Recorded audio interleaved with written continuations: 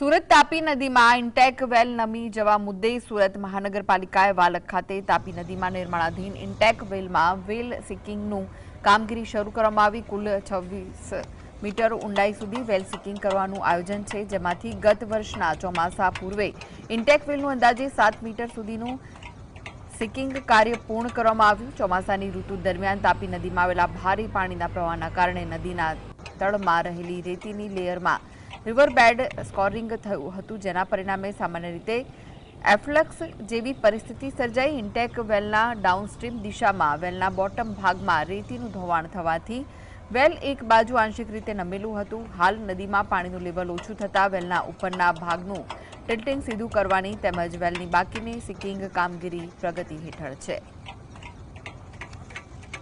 તાપીના પાણીથી તાપીના પૂરથી ટેકનિકલ રીતે આ જે સ્ટ્રક્ચર છે એને ખૂબ મોટું નુકસાન પહોંચ્યું છે અને એ સમયે જનતાના કરોડો અને અબજો રૂપિયાનું આંધણ થઈ જાય।